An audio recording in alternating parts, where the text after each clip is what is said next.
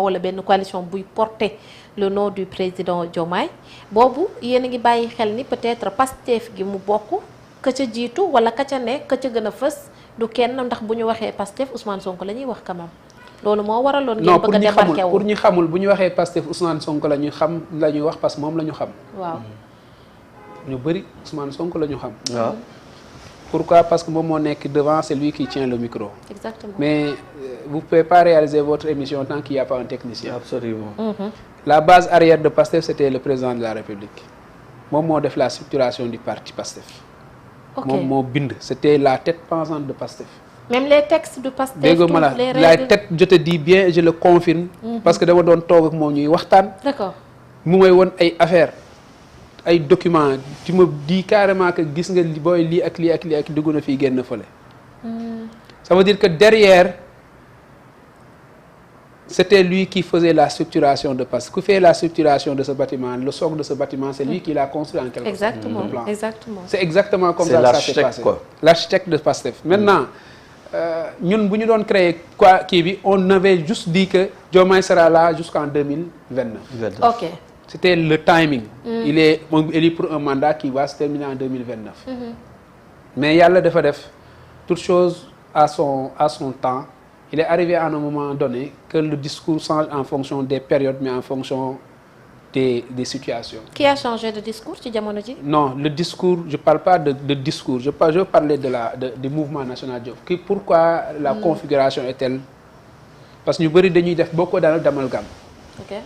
Une fois fait pareil, on a pensé à la structuration. Mais pour aller dans le cadre de la structuration, il faut penser d'abord au discours, le fond du discours. Moi, comment faire pour soutenir le président? C'est un fils, c'est notre frère, c'est notre cousin, il faut qu'on nous appelle. Commencer comme dans une salle comme ça. Moi, je dirais pas, mais je suis spécialiste de l'organisation, mais de la programmation et de la structuration. Du mouvement ou de la non, coalition? Naturellement, je dis de ma formation. C'est-à-dire structurer quelque chose pour que ça aille très vite. Et d'où un ben problème, ça fait partie de mes domaines spécifiques. Okay. Quand j'ai écrit, et j'ai l'habitude aussi d'écrire quand je suis seul. Quand j'ai écrit, j'ai fait un arbre avec ses branches et ainsi de suite. J'ai donné le nom Diomaye 2029 Sikaw et après on a vu que ça a donné un peu d'éclat. J'ai proposé à quelques personnes, ils m'ont dit que pourtant, est-ce que nous changer tour? Parce qu'il faut savoir que quand j'ai parlé du nom, beaucoup de gens m'ont dit que changer le nom. Moi, non, je ne vais pas le changer. Pourquoi? Parce que des fois, tel nga wax Diomaye 2029 qui tend à une candidature. En fait. Mais au nom de quoi on doit changer? Pourquoi vous ne me posez pas la question pourquoi je l'ai fait à la place de changer? Le taxone ma defoon ko mooy tout simplement le mandat commence en 2024 pour se terminer en 2029. Ça c'est un. Mais deuxièmement, dama xalaat ne amul benn président de la République du Sénégal qui a une fois fait un seul mandat. ok léegi nga jàpp ni man mosuma ko gis. nga jàpp ni mosuma ko dégg te mosuma ko xalaat. ok pour plusieurs raisons mais je vais en évoquer dama ko ciy évoquer ñaari raisons. allez-y. La première raison mooy boo xoolee la configuration de nos état bu bëgg a néew doole rek mooy fractionner l'élan du président de la République ou bien la politique administrative wala politique sociale du pays. ok supposons nga jël kenn mu nekkoon njiit. def benn programme le programme étatique est souvent quinquennal ou plus. C'est-à-dire même les dettes bor yu ñuy def c'est après 10 ans ainsi de suite. mu commencer un programme en 5 ans nga wàccee ko keneen ñëw bëgg a changer toute la configuration et recommencer à zéro. Ouais. Ça sera un éternel recommencement. Okay. Ça c'est déjà un. Mais deuxième chose mooy la maturation de ce processus commence à partir de la 5e année. Même boo xoolee dans les programmes de financement. Des fois dañuy ne le plan de financement est de minimum de 3 ans. Il faut la conception, la mise en place et la maturation. D'accord. Un pouvoir parmi les 5 ans boo ko diviser en 3 parties da ngay gis la première année c'est le pouvoir, il faut rendre compte. La deuxième année c'est la mise en place des activités. La troisième année c'est la concrétisation des activités. La 4e année automatiquement c'est une année préélectorale. amatul dara benn liggéey bu ñuy def ci dans ce pays. Donc en 4 ans. Est-ce que le président de la République peut faire concrètement quelque chose bu fekkee ne dañ ko war a wàcce en 2029? pour man c'est pas logique.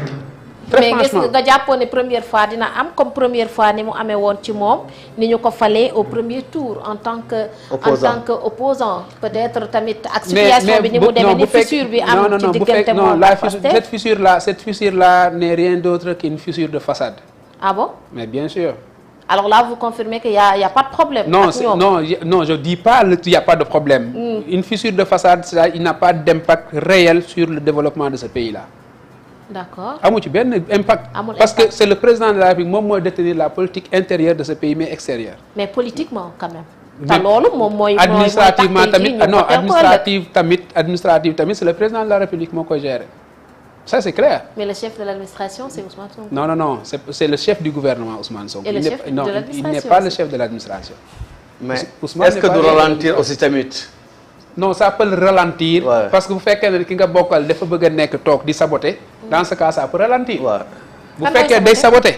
Kuy saboter? Non, bu fekkee ne Ousmane Sonko comme tel que vous le décrivez bu fekkee ne moom dafa toog pour saboter. Kon dans ce cas c'est clair et c'est net et c'est précis que dans ce cas ça peut se ralentir. Mais bu fekkee dafa toog pour liggéey. Kon dans ce cas rien ne va fonctionner, tout va fonctionner à la merveille. Yow loo gis? Man li ma gis li ma jàpp mooy. On décrit Ousmane Sonko comme quelqu'un que boo xamante ne il est là pour jàppale le président de la République. Exactement, c'est ça qu'il a montré. C'est voilà. Ça qu'il dit en fait. Voilà tant qu'il dit pas le contraire je vois pas le contraire mais bu fekkee ne dafa taxawaayu jéng nag damay jàpp ne kon kii day saboter. Mais situation dëkk bi fi mu toll nii askan wi ñu ci bëri ñu ngi jàmbat quand même ni situation bi metti na économiquement et tout et pourtant yéen a ngi yaakaar ni peut-être fii ak 2029 ñu tegaat fi Diomaye. Par rapport ak bilan bi muy joxe. mais le bilan demagul fet on est à 24 mois. Mais wax nga ko ça reste 36 mois. wax nga ko sànq. ça reste 2 ans de réalisation. 2 ans ngeen def. Non on a fait 2 ans. Mais les 2 ans de réalisation yow il faut juste savoir que en 1 an le président va faire un énorme travail. Il a commencé parce qu'il a commencé avec jàpp naa ne ñëpp ni naan non Ousmane Sonko c'est Ousmane Sonko qui a réduit le coût le train de vie de l'État. Exactement. Mais Ousmane ne détient pas la politique intérieure du pays.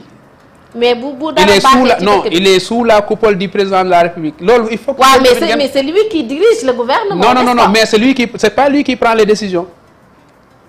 D'accord. Ousmane Sonko a été nommé, il est sous les ordres du président de la République. Donc bu naree def dara même si bu naree signé dara c'est le président qui donne des ordres. Kon li baax ak li bon yépp nañ jël lépp ni. Non, mais c'est le président de la République. Comment on peut concevoir que c'est Macky Sall qui travaillait pour ce pays-là? On n'a jamais parlé de son premier ministre. Non. Bien sûr. Comment on peut dire que Abdoulaye Wade a travaillé ce pays-là? On n'a jamais parlé de son premier ministre.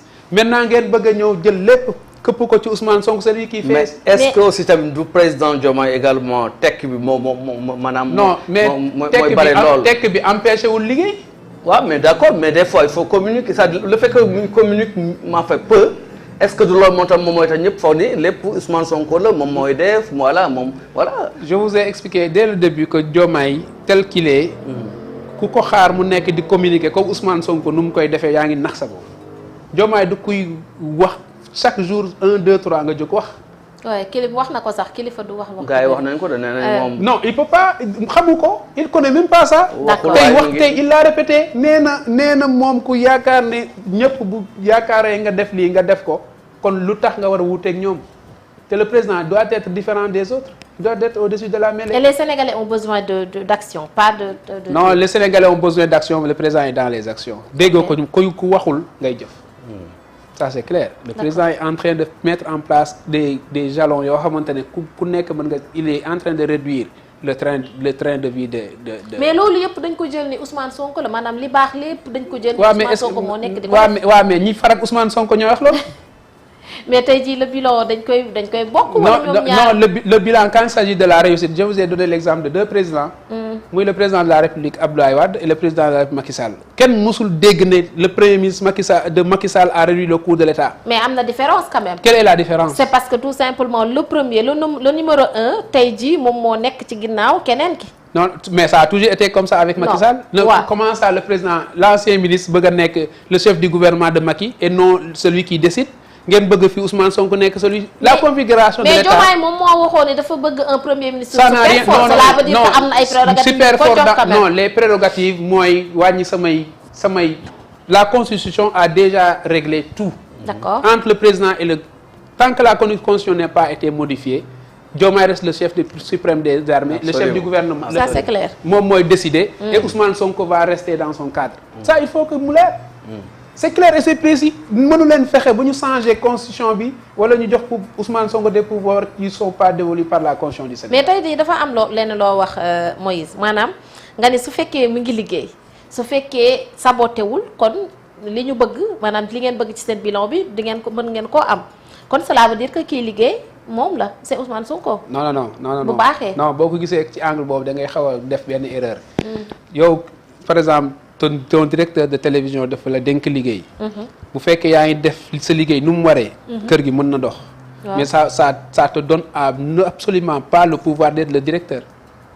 D'accord. Ça c'est clair et c'est précis. Ouais. Et c'est exactement tel mais que transposé. Mais su doxee après ci yow la. Non mais non parce que c'est le directeur qui définit la politique intérieure de cette boîte.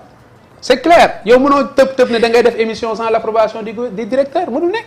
mais n'empêche bu liggéey bi doxul kooku. non bu liggéey bu doxulee dañu ne yow sa liggéey doxul. waaw mais bu doxee aussi tamit il faut dire que moom moo doxle. tu perçois non c'est le direct c'est la boîte qui fonctionne. mais nangu ko parce que dafa am des fois si ay gouvernement yoo xam dañu naan le président a un bon premier ministre c'est-à-dire qui travaille bien. Je prends l'exemple de Hadjibou Soumaré de Maître Abdoulaye Wade. Ouais.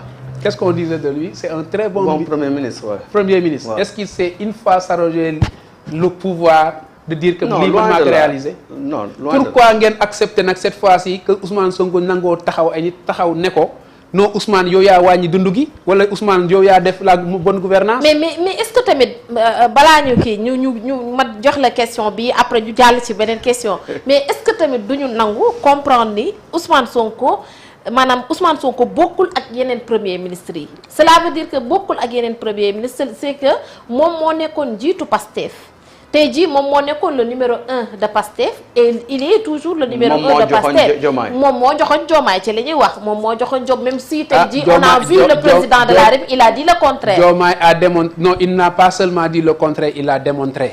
ok mais balaa ñuy ñëw ci démonstration bi est-ce que tamit mënuñu comprendre que bu fekkee ñu bañ a méngale Ousmane Sonko ak yeneen premier ministre yi. parce que bokkul. bàyyi ma jox la benn ba jox la on va disséquer les choses. waaw. on commence par dañu commencer ci Ousmane Sonko en tant que président d'un parti politique. bu nekk au pouvoir. waaw. Encore une fois ça lui donne pas aucun autre privilège à part d'être le président d'un parti politique. fu nekk dans le pouvoir Ousmane Sonko fan la jàngee fu dul fu nit ñi jàngee. bu ma neexoon tey ma jàpp ne Ousmane Sonko ëpp ma xam-xam. ok. parce que Ousmane Sonko Sénégal la jàngee ma jàngee Sénégal il a fait l'ENA peut-être man j'ai pas fait l'ENA. je me suis inscrit en doctorat Ousmane Sonko fan la inscrire fu dul foofu. kon bu ma neexoon tey ma ne kii gënumaa jàng. mais du ma ko wax pourquoi parce que moom xëy na dafa dem ba yegg ci yenn station yi boo jëlee les anciens premiers ministres ñoom ñëpp ils ont fait l'international Ousmane mosul génn Sénégal. jàngewul ci beneen école bu dul fii Sénégal. bien sûr. Hadjibou Soumaré a fait l'international. les autres premiers ministres Mame Madior Boye a fait l'international même Souleymane Ndéné Ndiaye a fait l'international. kon ki jàngee fii lan la mën a tax mu toog fëgg dënnam ne man maa dàq ñëpp jàng maa leen ëpp xam-xam bu mën maa leen gën a mën liggéey boo ma nee maa leen gën a mën wax d'accord mais ndax maa leen gën a mën liggéey je suis pas d'accord. moom mooy mu sell mi. non mu sell mi ay nit ñoo ko tuddee mais est-ce que mu sell mi la en quelque sorte. C'est une grande question. D'accord. Je me pose même la question est-ce que moom Ousmane Sonko mu sell mi la. Sérieusement non man je pose la question. léegi yow fan nga teg loolu. non fi ma ko teg mooy Ousmane Sonko ci boppam dafa am ay jaar-jaar fii Sénégal te yow xam nga ko. jaar-jaaru lan.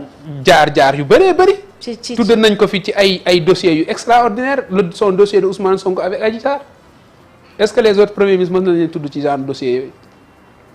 man bi dégguma ko te ñun ñoo nekkandoo woon Sénégal te dossier boobu ñëpp xam nañ ne c'est un dossier qui a été traité ici dans ce pays-là est-ce que loolu war na mën a tax xëy na ñu naan ko non ku sell ki la wala ku ñàkk sell ki ce sont les Sénégalais qui l'ont dit. D'accord. mais man bu ma neexee ma jàpp ne Ousmane Sonko mi ma dégg bi ma gis muy wax. ëppul xam-xam Sénégalais yi. ok ça c'est clair et c'est précis ëpp leen xam-xam. alors tey jii dañu dégg le président de la République andi ay éclaircissement wala ay. doo xamante ni peut-être doon na lënc ci biir ci bopp nit ñi lu bëree bëri ci ay waxam et ku déggul sax wala ku amul dégg-dégg sax di nga comprendre bu baax a baax